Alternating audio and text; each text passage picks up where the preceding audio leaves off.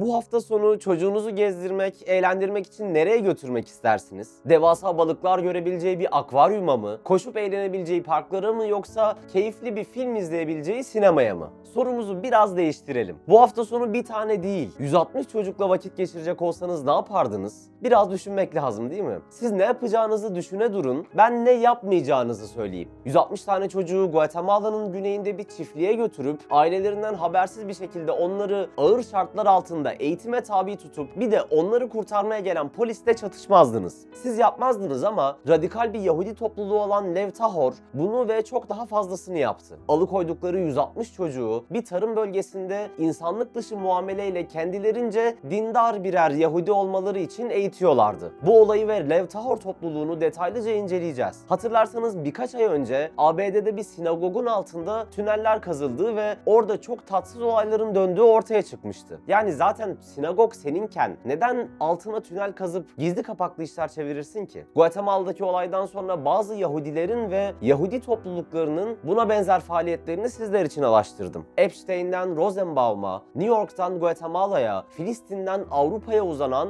farklı olayları inceleyeceğiz. Gündeme gelmeyenlerin masaya yatırıldığı yere, propagandaya hoş geldiniz.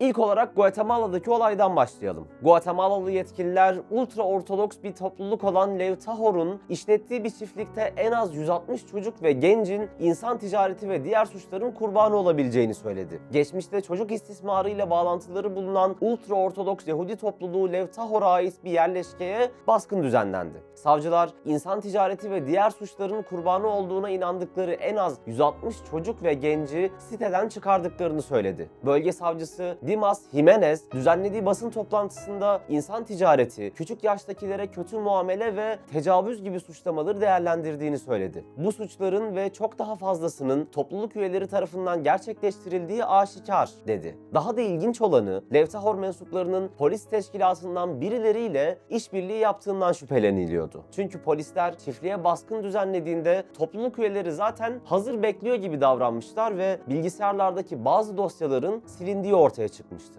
Guatemala yetkilileri daha önce birkaç defa çiftliği kontrol etmek için bölgeye gitmişlerdi. Lev Tahor topluluğunun idarecileri onlara sadece belli alanları gezdirmiş ve oldukça şüpheli davranmışlardı. 2024'ün son günlerinde yapılan baskın, Kasım ayında 4 çocuğun topluluktan kaçıp yetkilileri uyarmasının ardından gerçekleşti. İnsan ticareti alanında çalışan özel savcı Nancy Lorena, elindeki ifadeler ve tıbbi muayene delillerinden yola çıkarak bu çocukların gerçekten insan ticaretinin çeşitli biçimlerini deneyimlediklerini tespit edebildik ifadelerini kullanıyor. Savcı ayrıca memurların arazide gömülmüş cesetler bulduğunu da söylemişti. Sonradan ortaya çıkıyor ki Lev Tahor topluluğunun Guatemala Polis Teşkilatı içinde muhbirleri varmış. Polisler denetleme için gelmeden önce içerideki muhbir Yahudi topluluğuna haber veriyor. Böylece usulsüz bir şeyle karşılaşmıyorlar. Savcı Nancy Lorena, polis teşkilatı içindeki muhbiri görevden ihraç ederek Lev Tahor'un çocukları alıkoyduğunu anladıklarını iletiyor. Çocukları katı bir dini eğitime tabi tutuyorlar ve gerçekten çok küçük yaşta evlendirerek kendi işlerindeki düzeni devamlı kılmayı hedefliyorlardı. Basına konuyla alakalı sansür geldiği için içeride ne döndüğünü tam olarak bilemiyoruz.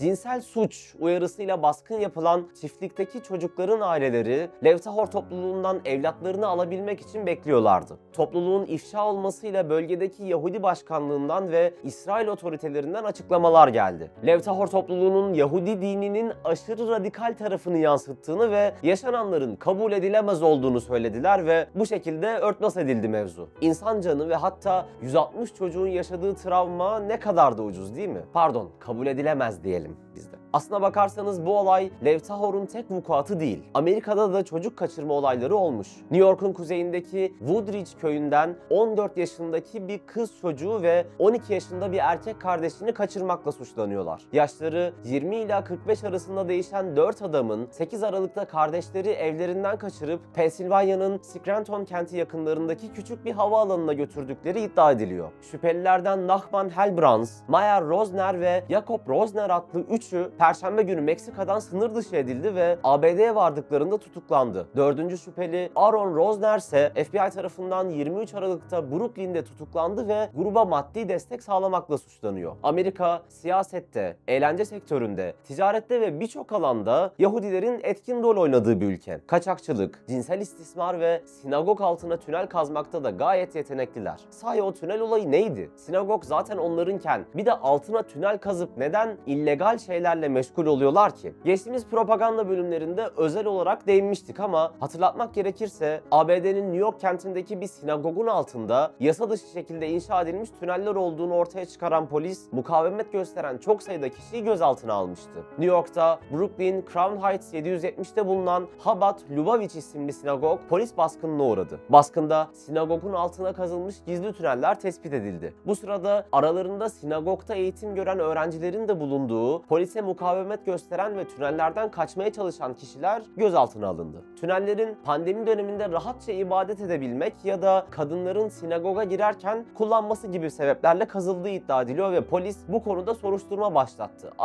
Ama tünelden çıkan bebek puseti, kanlı yataklar gibi birçok eşya ve tüneli kullanan bu adamların sıra dışı ritüelleri akıllara geldiğinde kafalar biraz bulanıyor, ağzımızın tadı kaçıyor. New York polisi soruşturmayı Yahudi cemaatinin mahremiyetine uygun bir şekilde sürdüreceğini açıklamıştı. Chabad cemaatinin içindeki Mesihçiler ve Mesihçi olmayanlar tapu kavgasına tutuşmuştu. Mesihçi olan ekip sinagogun altını kendi ayinleri için kullanıyordu ama sinagogun altından çıkan kanlı yataklar, bebek pusetleri ve tünellerin çocuk müzesine uzanan tarafları akıllara tam anlamıyla iğrenç şeyleri getirmekte haklı. Amerika yine de Yahudi topluluklarını dün olduğu gibi bugün de el üstünde tutuyor. Yeniden başkan seçilen Trump'ı ilk ziyaret eden Netanyahu oldu bildiğiniz gibi. Soykırıma destek çıkanlar kendi ülkelerindeki çocuk ve organ kaçakçılığı faaliyetlerine göz yummuş, çok mu? Hala Amerika'dan ayrılmıyoruz. Levi Isaac Rosenbaum, Amerika'da yasa dışı organ ticareti sebebiyle hüküm giyen ilk kişi. Rosenbaum, 2009 yılında güvenlik güçleri tarafından gözaltına alınmıştı. Soruşturma sonunda beliren tabloda İsrailli Rosenbaum'un ülkesinde gazete ilanı vererek kişilerden $10.000 böbreklerini satın aldığı, sonra bunları ABD'de 120 ila 160 bin dolara sattığı iddia edildi. Rosenbaum mahkemeye seslenerek iyi bir şey yaptığı düşüncesiyle hareket ettiğini ancak bunu tekrar etmeyeceğini söyledi. Alanda veren de memnun, medya durumu canavarlaştırıyor cümleleriyle ifadesini tamamlamıştı. 2,5 yıl gibi temsili bir hapis cezası aldı çünkü çok nüfuzlu bir Yahudi. Ancak Rosenbaum olayı bizi farklı bir noktaya itiyor. İsrail, Yahudilik öğretileri gereği ölü bile olsa bir insanın organlarını almanın hoş görülmediği bir ülke. Bu yüzden organ bağış oranı çok düşük.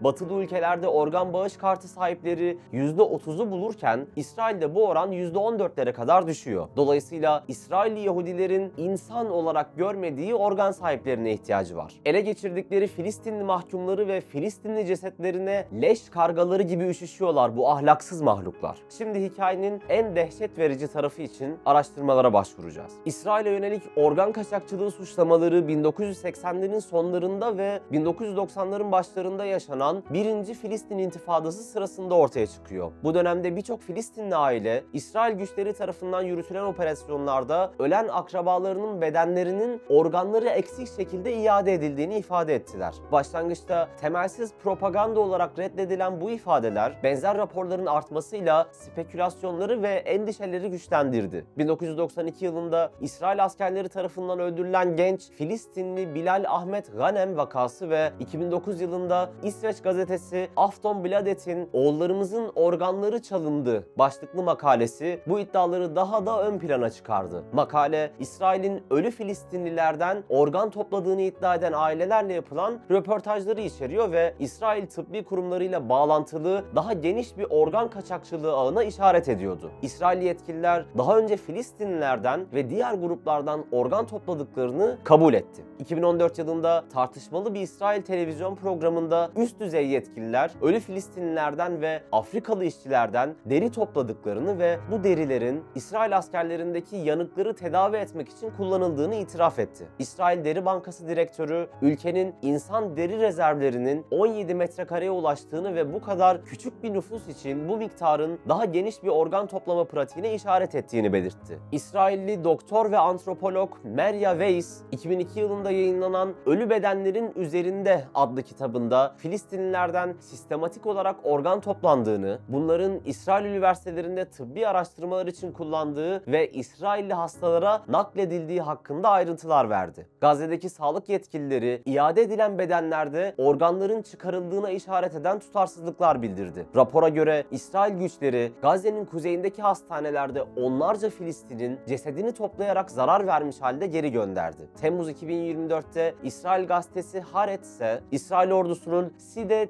Timan gözaltı merkezinde 1500 Filistinlinin cesedini tuttuğunu belirtti. Bütün bunlar facianın sadece belgelenen tarafı. Yaşarken dünyayı dar ettiğin insanın ölüsünden ne istersin ki? Bir topluluk dünyanın dört bir tarafında neden çocuk kaçırır? Deprem zamanı arama kurtarma faaliyetlerine katıldıkları Haiti'de neden depremzedelerin organlarını İsrail'e kaçırır? Çocuklara potansiyel düşman gözüyle yaklaşan, kendi milletinden çocukları bile Allah'ın Guatemala'sında insanlık dışı muameleye tabi tutan, kendi sinagogunun altında tüneller kazan ve kendinden olmayanı insan yerine koymayan bir topluluk. Epstein adasında neler olduğunu bulabildiğiniz tüm kaynaklardan araştırın lütfen. YouTube topluluk kuralları nedeniyle erişimin kısıtlanmaması adına detaylı anlatamıyoruz. Yahudi bir ailede doğan, Amerikalı bir öğretmen nasıl bankacılık ve finans sektöründe basamakları hızla tırmanıyor? Sözde bilim insanlarını, siyasetçileri nasıl sapkınlıklara itiyor bir bakın. Çocukları çocuk, kadınları dokunulmaz, yaşlıları aciz ve bizleri insan yerine koymasalar da sapkınlıklarını anlatmaya devam edeceğiz. Bizim elimizden anlatmak geliyor. Konuştuklarımız hakkında düşünmeyi, soru işaretlerini irdelemeyi ve mücadeleyi unutmayın. Şairin dediği gibi, ben öyle bilirim ki yaşamak, berrak bir gökte çocuklar aşkına savaşmaktır. Ebubekir Yılmaz Türk